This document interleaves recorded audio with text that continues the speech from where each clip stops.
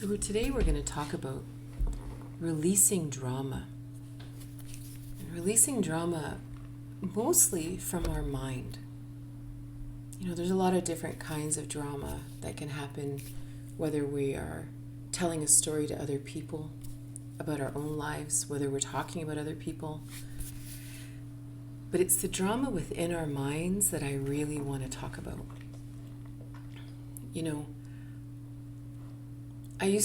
I love Joss Whedon. I'm a Buffy the Vampire Slayer nut and an Angel and Firefly and all those kind of great shows by Joss Whedon. And one of his shows called Angel with David Boreanaz, I don't know how to say his name. Well, so these shows were all about the supernatural, right? But of course, what's interesting about the supernatural is it's a very clever way of describing perhaps something that's more truthful than we can look directly at. If I just tell you a story that this is the way it is, that's very hard to bring in. But if I create a mythology around it, I can bring that story into my consciousness and I can work with it. And there was this one show, and Angel had gone back to this Hyperion hotel. And Angel had lived for hundreds of years because he was a vampire. And in this hotel, years ago, when he had first visited there, there was a woman there who was really struggling, and the whole hotel was really struggling, and there was all this drama all the time, and there was fighting, and everything just went to hell. It was really bad.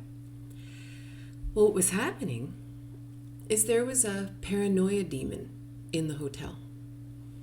And what this would do is it would whisper in your ear.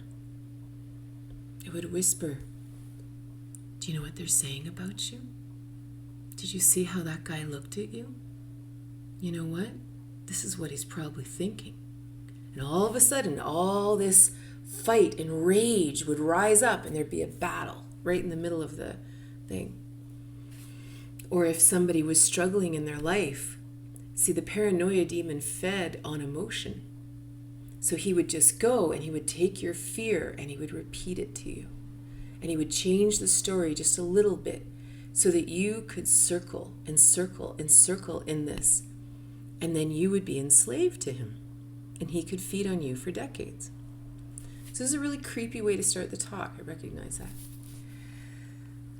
But it's just a story. But it's an interesting model for sometimes how our mind works. Something happens, and all of a sudden, a voice comes into our head. And that voice might be our parents. It might be our own fear. It might be something we heard on TV. It could be anything. I remember, this is a silly thing to say, but I remember when I was about 13 years old, I walked into a convenience store and there was a mug there.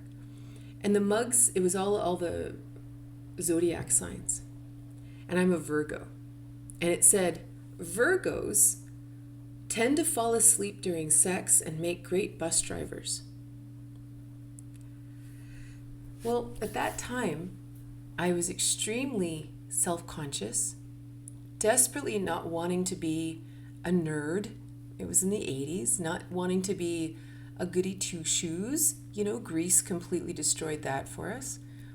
And I really wanted to be cool and interesting and sexy and all these things. That mug created a whisper in my mind. So then next thing you know, I'm doing anything I can to not be a goody two-shoes. I'm drinking and doing drugs and doing everything I possibly could because of a mug. Maybe I had some other karmic stuff going on, but that mug was the voice in my head. I will never fall asleep during sex. I will never make a good bus driver. I'm cool. I'm not like that. Someone could say something to you, and that one phrase could start to roll in your mind. And that's what we do, right? If someone says something that you can't believe they said it, you actually walk away repeating it in your mind. You actually repeat it with their voice over and over again. And then later, it's like it's in your program. And something happens and this phrase comes up. And it's like it takes you and it starts to spin you. And now you're lost. Now you're spinning in a drama, right? It's not real. And the reason I start with the angel story is because I actually think this is really serious. I don't actually see the world in terms of spirits and stuff like that. Like, that's not my story. That's not my reality. I don't disagree with it. It's just not what I see. But I don't think we take it seriously enough. I don't think we take the dramas, and I'm going to say it, like the nonsense that we put ourselves through, I don't think we take it seriously enough. We waste our life playing out scenarios in our head over and over and over again, scenarios from the past, scenarios from the future, and we don't live. Right? We don't actually live in this moment. It's almost like we weren't even trained how to be in this moment right now. So we just play out these dramas that aren't even happening, and we think it's normal. And I think this is really, really important to look at. So first, I'm going to define what I mean by drama. A drama is a story we tell in order to get an emotional response. And normally, it's a negative emotional response.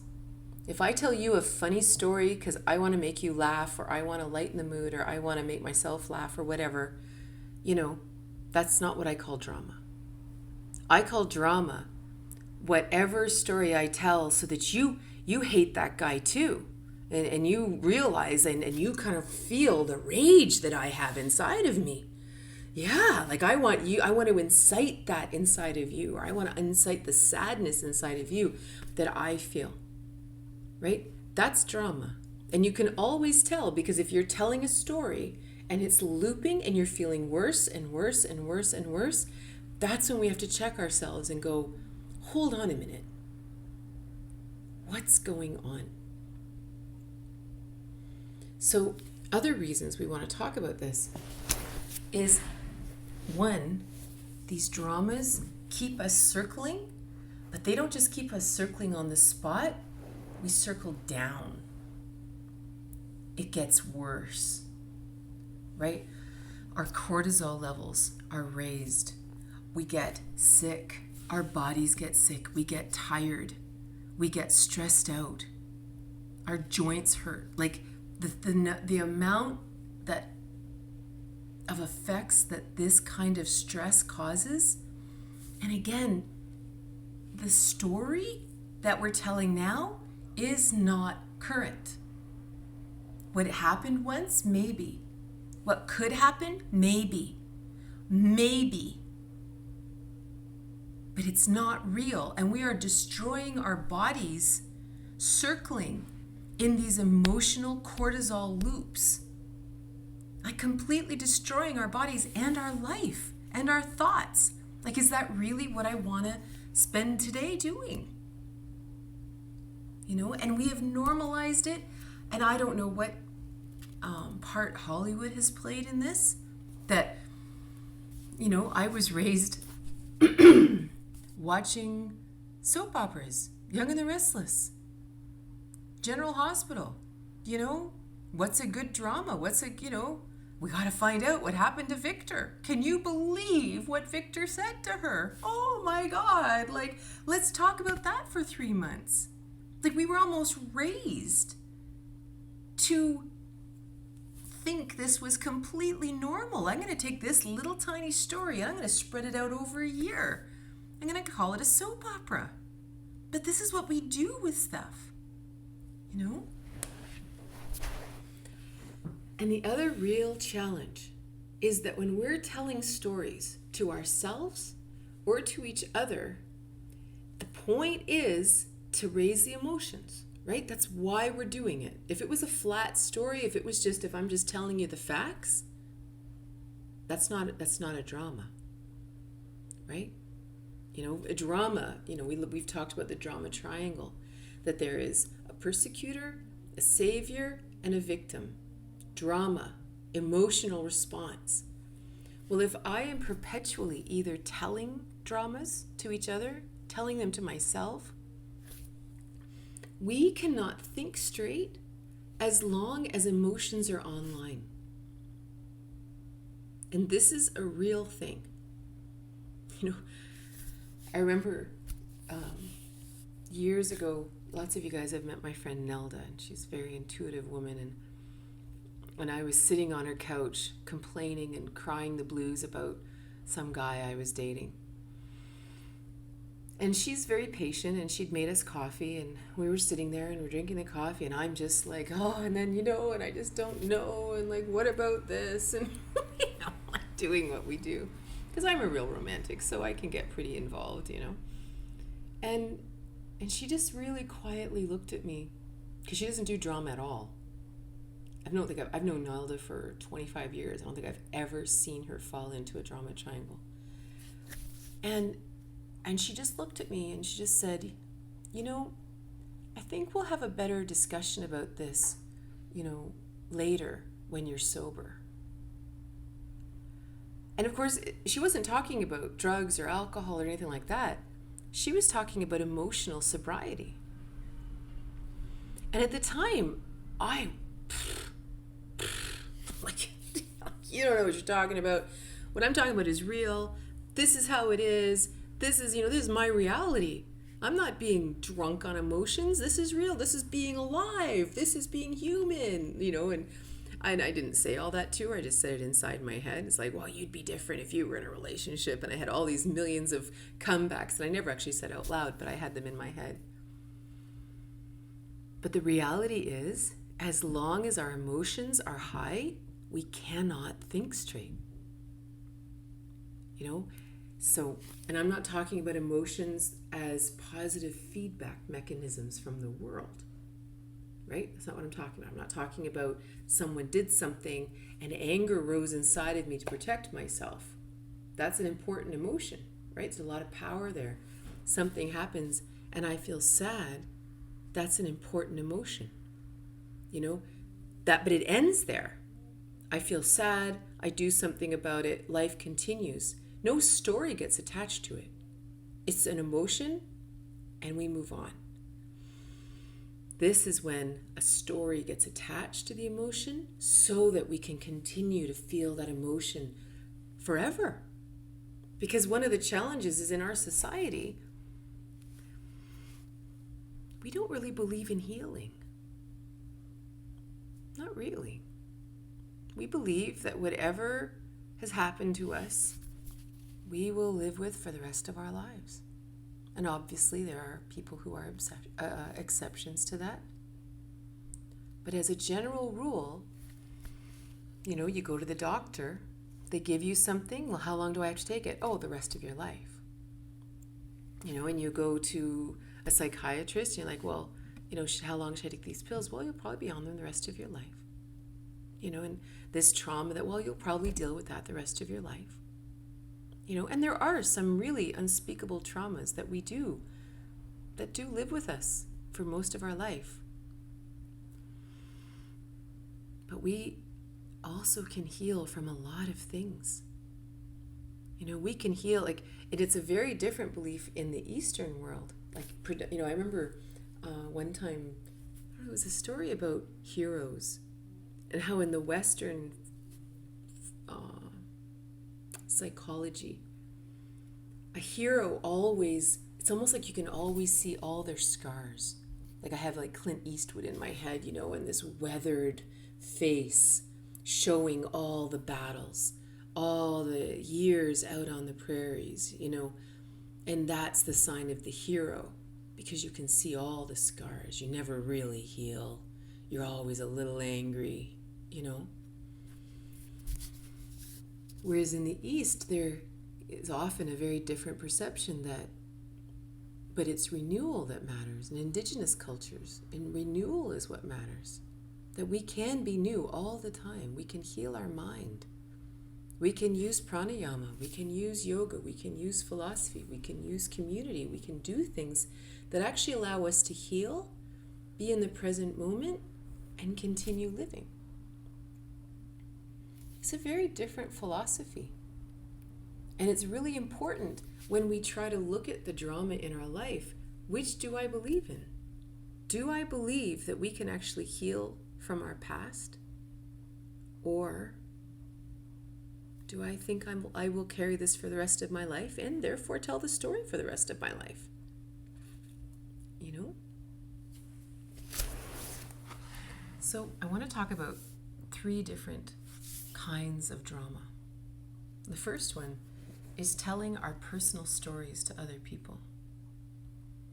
Now, when we are healing, there is a journey to be taken. If there is a story that we have had hidden for some reason, because it's too painful, it's unspeakable, it's just too much, or maybe we've never even found anyone that was safe enough for us to open up with, then telling that story is really important. You know, this is not drama. This is releasing a trauma, right? This is actually sharing something coming out that has been kept in the shadows. That is very different. And it is possible that while that wound is healing, we will repeat that story in many different ways. We might tell this story to the first person we tell it to in a very, very raw space. And then maybe later we tell our partner, if it wasn't our partner, and we tell them about it. And then maybe we tell our children, and maybe we talk to psychiatrists about it.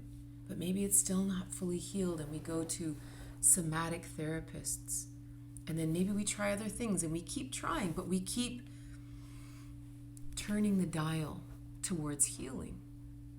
Right? So there is a time that when we're telling stories over and over again, they're all varying degrees of healing. And that's not what we're talking about here. The key, though, is to watch ourselves. Are we telling the story the same every time? Is it exactly the same story the 30th time as the 20th time? That's when we have to start watching. Because now we're just telling a story.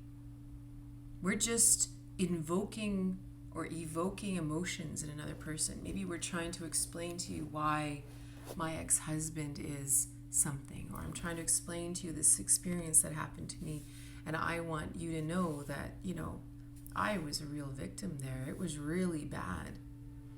But I've told this story so many times, I'm barely even attached to it. We have to really ask ourselves, why am I telling this story?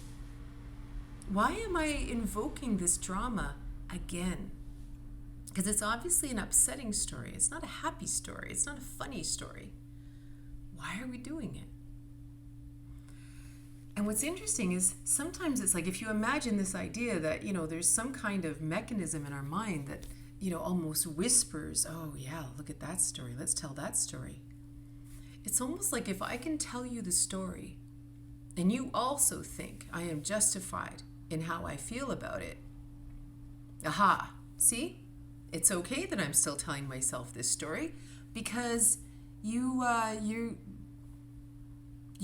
cool with it. You agree with me, right? We're on the same page, right?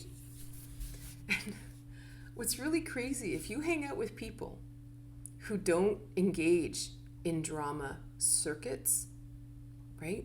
First of all, they can recognize when you're healing. That's different. But if you're telling the same story over and over again, especially to the same person, right? Like I remember, again, it was probably Nelda that did this to me. And I was telling a story, because I'm always telling stories. And she just looked at me and she said, I've heard you tell this story a few times now. Why do you think you're still telling it? You know, and again, you can say it in a very kind way. And it really kind of stops you dead. Like, Why am I telling this story over and over and over again? Because what's interesting is, let's say, for example, because one of the really important things I think about releasing drama in our life is really coming to terms with our own mortality. You know, as much as I'm very intrigued with immortality and living in the present moment forever and all that kind of thing, Buddhists and Taoists and stuff, they would definitely say, you know, some would even say that you only have X number of breaths. You know, it's a very Taoist tradition, right? So you don't want to do too much that way. So if I actually only have X number of weeks to live, there was a book actually that my friend was going to lend me, I forgot about it, and it was all based on that. From here on in, you have X number of weeks to be on this planet. How do you want to spend them? Do you want to keep telling the same story? Like, do you want to keep jumping timelines into the past?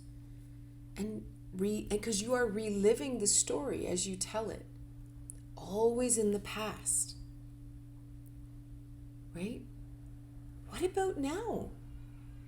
What about right now? What's happening right now in our lives? Why aren't we plumbing that depth? Why aren't we talking about what's going on right now or what's possible right now? So it's just a really interesting question to ask ourselves. If we're telling a personal story for the 30th, 50th time, why? Why are we spending our time doing this? Unless, again, unless we are consciously in a healing journey with it, totally different. But in a healing journey, you will not tell the story the same.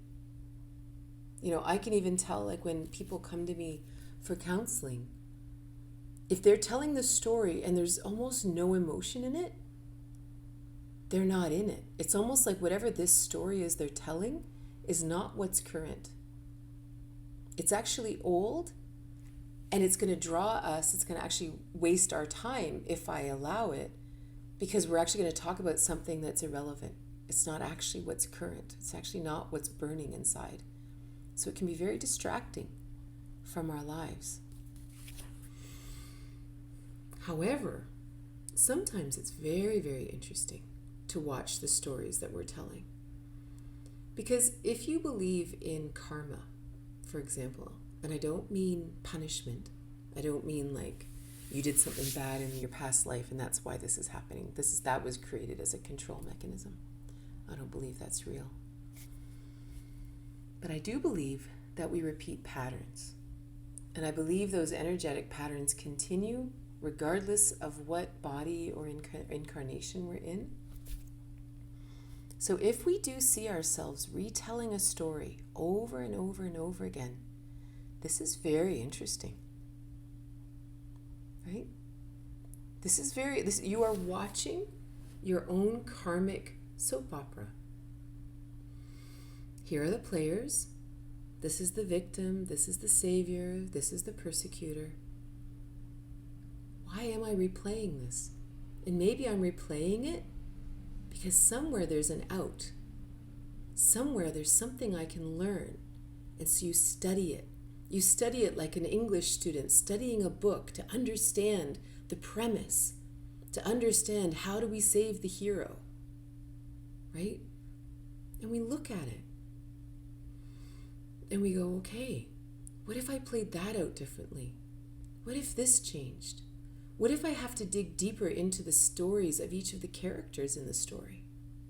Maybe that will help change how I tell this story. Because every time you change how you tell the story, the loop shifts. You know, you're no longer cycling downward, right? You're starting to cycle upward. You're starting to shift. You're starting to gain understanding. You're starting to learn. You're starting to go, aha, that's interesting, right? So then suddenly as you watch yourself about to tell a story again, you go, okay, I'm watching, I'm listening.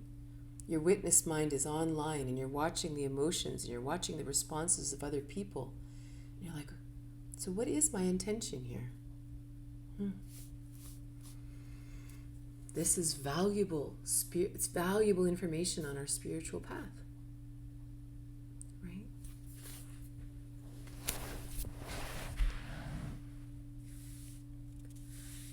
Then there's the weird thing about talking about others. I was at this celebration of life on Sunday, and it was very sad and very upsetting. It was young, it was a young boy. And after everybody had sort of, gone through the motions of what we had to do, we were all standing and I was just standing in a circle with a bunch of the other kids, right?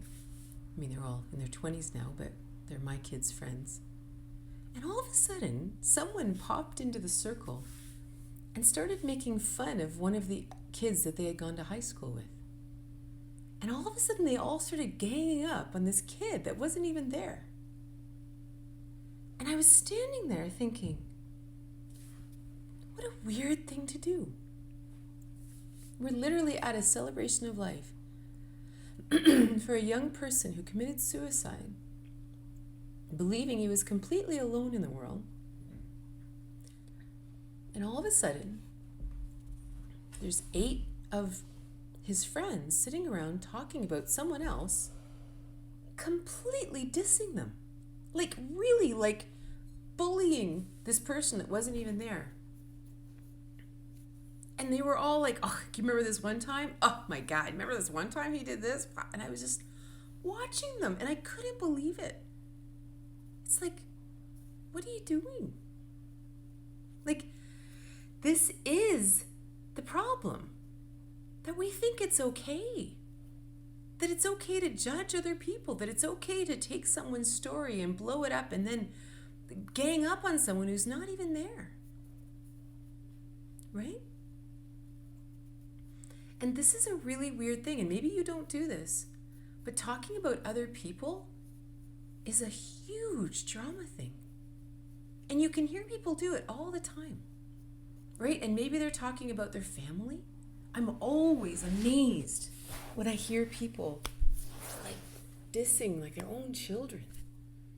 Or sometimes we're maybe talking about our parents, or we're talking about the neighbor. Can you believe the neighbor did this? The neighbor did this, and then the neighbor did that, and then I just, and you're like, why are you talking about this? If you're actually trying to understand your neighbor's psyche, that's cool. But this hype up of emotion, oh yeah, and then the next person's like, oh yeah, then you and my neighbor did this once. People are just idiots. Where in the world does this go that's of any value? And again, back to the whole, why are we spending our time doing this? But then we look at it, right? What is the value of doing this? Why are we doing it? And this people often ask, when we say, you got to do the work, you got to do the spiritual work. Then they'll say, well, what is the work? Tell me what the work is. Or people think they're doing the work. This is the work. It's one thing if your neighbor's crazy and they do, weird things. There's all kinds of people in the world who do things we don't understand, or we disagree with, or we don't like. We're allowed to have opinions. We're allowed to say, I wish my neighbors didn't play their music so loud. I can't sleep at night. It's okay to not like what's going on around you. It's when we repeat it. Why are we repeating it? And in genuine, I'm not saying why are you repeating it? It's such a loser. I mean, why are we repeating it? Are we actually frustrated with the world? Do we not understand why people don't care about other people? Do we not understand why someone didn't care about me? Do we feel that we don't matter and other people are just, do you know what I'm saying? To go under the story. Why am I telling this story? Why do I tell, let's say I go to the dog park later with Storm and I decide to tell a story about some crazy neighbor. You wouldn't believe what my neighbor was doing. Why am I doing that? And I know for me, I don't talk about people very much. I don't know if I do talk about people, but I'll talk about things that I regret if I'm nervous and if I don't know what to do, if I'm feeling uncomfortable. It's possible that the kids at the celebration of life always would be like this anyway, but it's also possible they were just so uncomfortable they didn't know what to say next. And so they just sort of fell into a old, easy rut pattern. And that's interesting. So even sometimes if you watch yourself and you're suddenly telling stories and you're getting all excited and pissed off about something, to kind of look inside and say, are you nervous? Are you uncomfortable? Is there something that's going on that's making you feel uncomfortable? And this is something personally that I've been noticing myself, because as I've been winding down for the summer, I'm not as busy. I don't have as many irons in the fire, and I'm resting more. And I'm watching myself and I'm realizing I'm actually quite shy. And when I'm in social situations, I often will start telling stories. They're not stories about other people, but I'll try to be the entertainment. Oh, I've got a story for that, and I've got a story for that. And then afterwards, I get in my car, and I'm kind of exhausted, and I feel kind of dumb. And I'm like, why did you do this? It's like I almost get high on my own stories being the entertainment. But then I have to sit there and ask myself, okay, why do I feel so tired, and why do I feel so crappy? And I realize, because that's not really my nature. I'm actually quite quieter than that. So I'm kind of like going back in my life, remembering back before I started teaching, before I started sharing, before I started doing counseling, and remembering that woman, that girl. She's kind of quiet. She's kind of nervous. She's kind of shy. But because I've been self-employed, because I owned a dance studio, because I've been teaching for so long, and I had to teach to groups, and I had to teach to service clubs, and I had to go and teach in hospitals and psych wards and all these things. It's like I developed a personality that could just go in and do whatever I had to do. But I lost myself in that personality. So again, it's just an interesting thing to watch ourselves. And not with heavy judgment, to just watch ourselves and say, why am I doing that? Why am I talking about this other person? I'm not looking for resolution. Do I just want to be one of the cool kids beating up on somebody else? Like, what's really going on here? And then we can actually go in and actually heal something inside. So then I want to talk about the drama in our own mind. Because, of course, this drama thing has been really rolling in my mind for the last few weeks, which is why I wanted to talk about it. But, of course, my frustration was in the drama I was seeing around me. So then I instantly had to ask inside, all right, then what does this have to do with you? And I was watching my mind. I was watching my mind take very simple facts and add all kinds of fear to it, all kinds of scenarios, all kinds of, what if this happens? What if this happens? And I will sit there and disasterize. And even just add emotions to things that don't matter. Like even something as silly as, I decided I wanted my book to come out on Friday. But then I realized I had a bunch of things I had to tie up for the yoga teacher training, and I had to tie up some things for the cleanse that I'm on. I had to do this and I do that and all these different things. And it's like, I'll never get everything done by Friday. It's like, Katrina, you made up the deadline yourself. And then thankfully in yesterday's class, I think Mary Beth said, just let it out, like release it when you get home from camping. Don't worry about it. And it was like this part of me that's like, oh yeah, it doesn't really matter.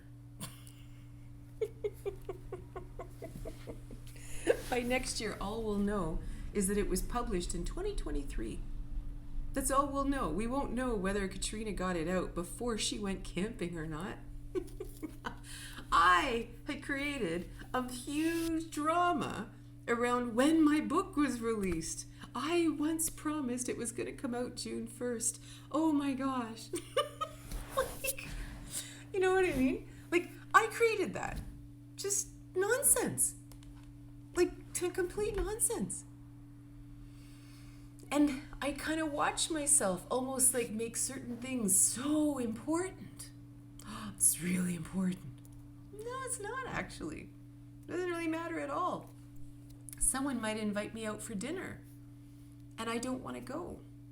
And then I put all kinds of drama on, but what if they're upset, and what if they're really disappointed, and then, maybe they'll never ask me out again, and blah, blah, blah, blah, blah. And it's like, it's dinner. Just say no. Like it's just not a big deal. I make drama because it's like a people pleaser thing, right?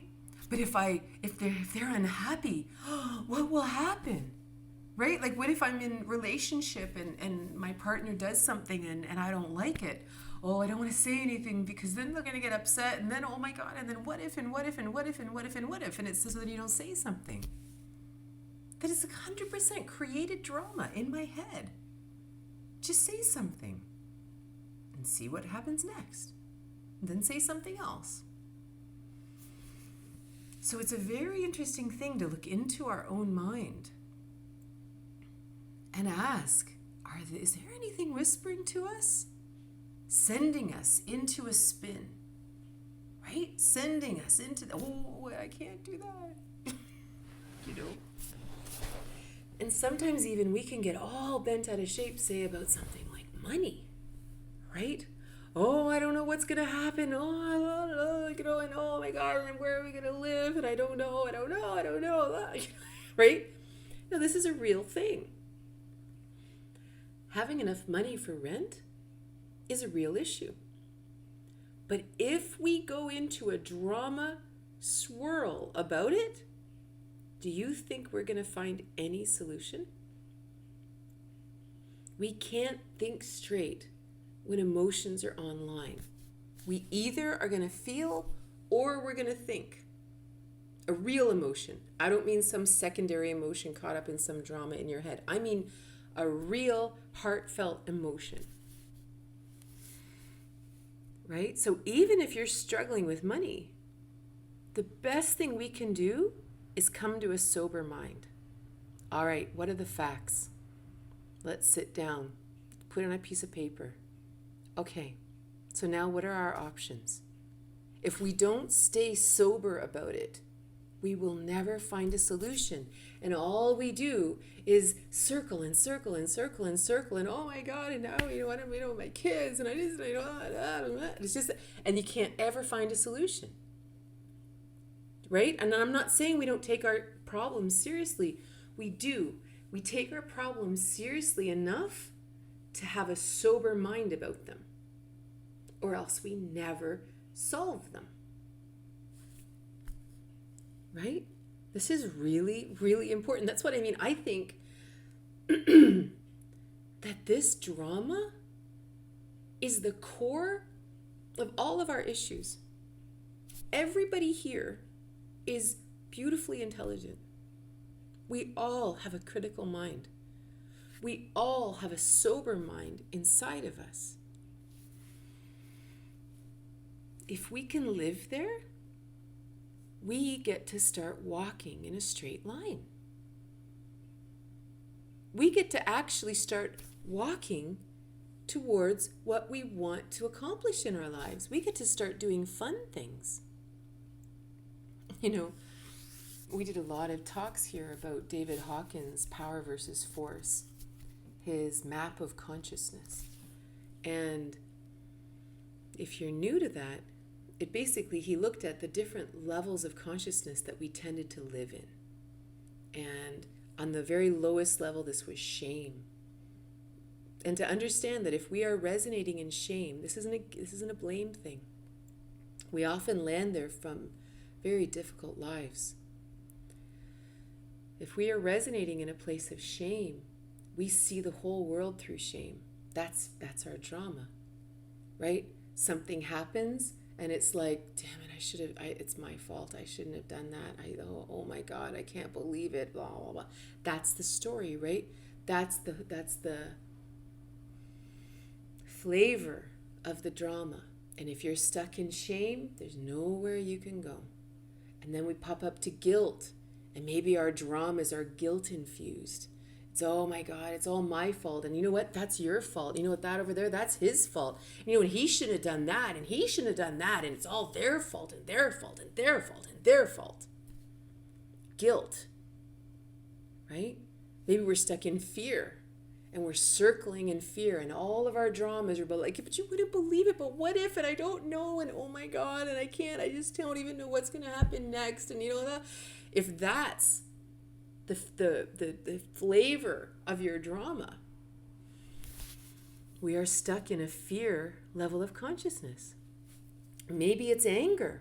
Maybe we're angry at everybody, right? Look at that jerk on the road, and that guy can't drive, and can you believe the politicians? They're such a-hole, that, and you know, my neighbor, they never shut up, and that person just let their dog go to the bathroom on my lawn, and what a jerk, like, right?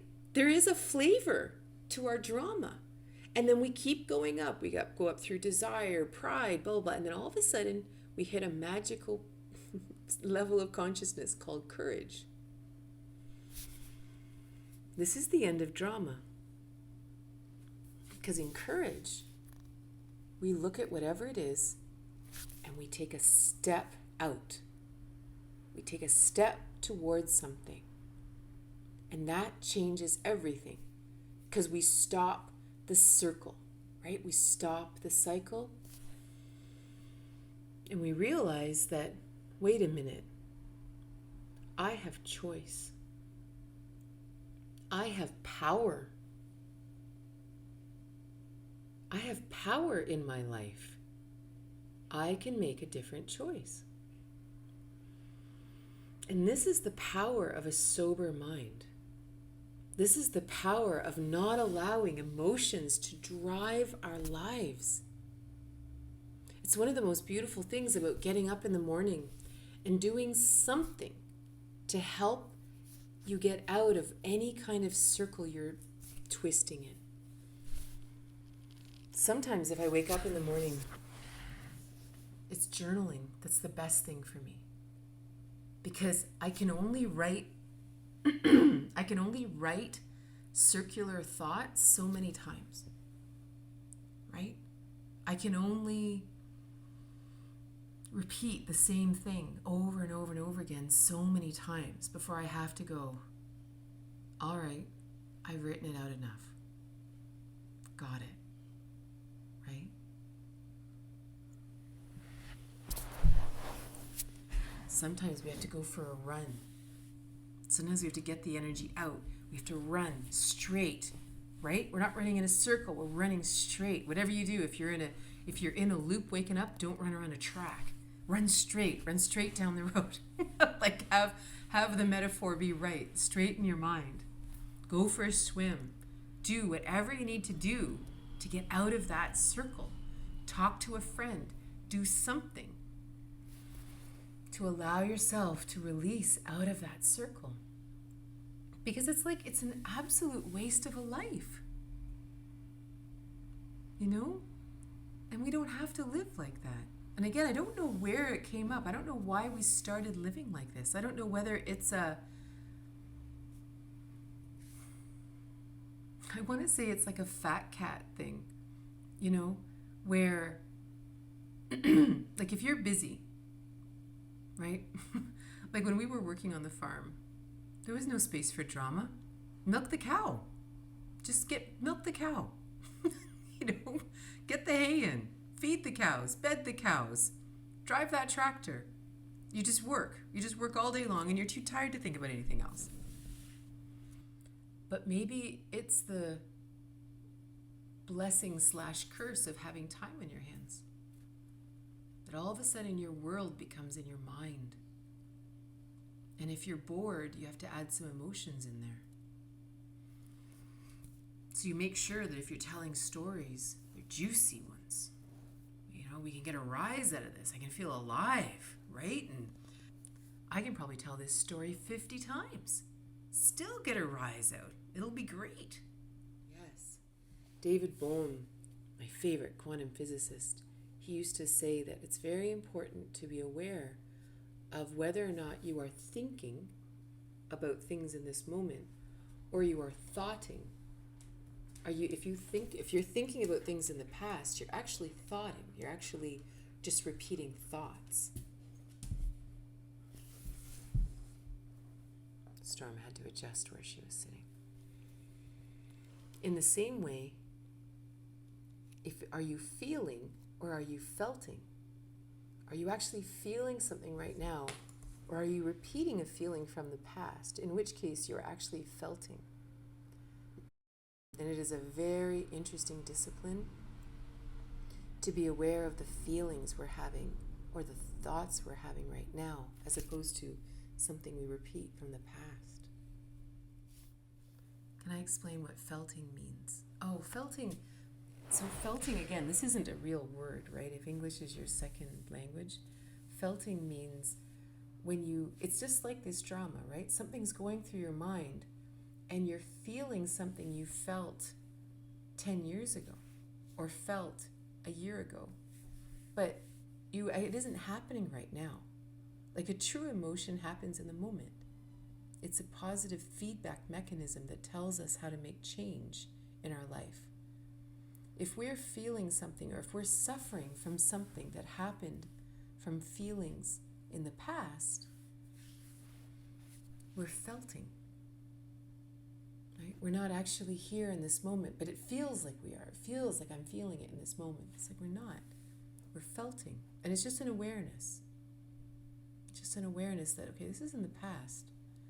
Again, why am I repeating it? Why am I living through this again?